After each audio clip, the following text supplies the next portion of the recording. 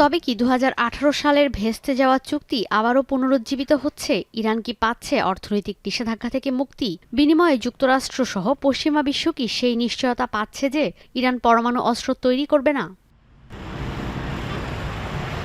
Bundle থাকলে প্রতি সেনমানিতে টাকা বাঁচবে। বিকাশ সেনমানি বান্ডিল কিনে জিতুন প্রতি লেনদেনে। নানা মহলে এসব প্রশ্নের উত্থান হলেও জবাবের জন্য করতে হচ্ছে দীর্ঘ অপেক্ষা। প্রথম দফায় ওমানে ও দ্বিতীয় দফায় রোমে বৈঠক হয়েছে। শনিবারের এই বৈঠক ফলপ্রসূ হয়েছে বলে জানিয়েছেন ইরানের পররাষ্ট্রমন্ত্রী আব্বাস আরাকচি।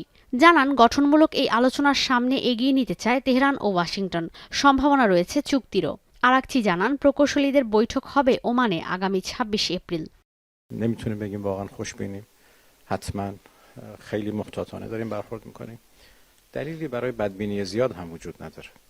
یک مسیر میانه و کاملا معقولی رو با آرامش باید طی بکنیم. একই মন্তব্য বিভিন্ন গণমাধ্যমে জানিয়েছেন মার্কিন কর্মকর্তারা। তারা বলছেন, আলোচনার বেশ অগ্রগতি হয়েছে। যুক্তরাষ্ট্রের পক্ষে ইরানের পরমাণু আলোচনা চালিয়ে যাচ্ছেন মধ্যপ্রাচ্য বিষয়ক দূত বিলিয়নিয়ার স্টিভ উইটকফ। পররাষ্ট্র নীতি বিষয়ক ট্রাম্পের নানা মিশনে পাঠানো হয় তাকে। 4 ঘণ্টার এই বৈঠকে মধ্যস্থতায় ছিলেন ওমানের পররাষ্ট্রমন্ত্রী বদর আল বুসাইদি। এর আগে পরমাণু কার্যক্রম সীমিত রাখতে 2015 সালে ইরানের সঙ্গে চুক্তি হয় যুক্তরাষ্ট্রসহ কয়েকটি দেশের। 2018 সালে ক্ষমতায় এসে এই চুক্তি থেকে বেরিয়ে যায় যুক্তরাষ্ট্র। ইরানের ওপর দেয়া হয় নিষেধাজ্ঞা। ট্রাম্পের দাবি ছিল এই চুক্তি ইরানের পরমাণু কার্যক্রম সীমিত রাখতে কোনো কাজে আসেনি।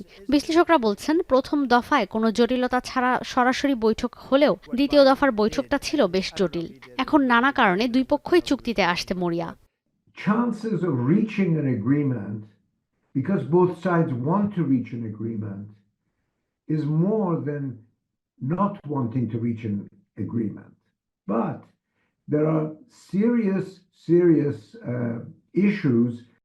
যুক্তরাষ্ট্রসহ পশ্চিমা বিশ্ব বরাবরই দাবি করে আসছে পরমাণু অস্ত্র তৈরি করছে তেহরান। যদিও তা অস্বীকার করে ইরান বলছে, সাধারণ মানুষের স্বার্থে শান্তিপূর্ণভাবে পরমাণু কর্মসূচি চালাচ্ছে দেশটি। আন্তর্জাতিক আণবিক শক্তি সংস্থার দাবি, পরমাণু অস্ত্র তৈরি থেকে খুব বেশি দূরে নয় ইরান। যদিও ইরানের পররাষ্ট্রমন্ত্রী আব্বাস আরাকচির দাবি, পশ্চিম এশিয়াকে পরমাণু অস্ত্রমুক্ত গড়ে তোলার পথে একমাত্র বাধা ইসরায়েল। ঈশিতা ব্রহ্ম, এখন বিশ্ব।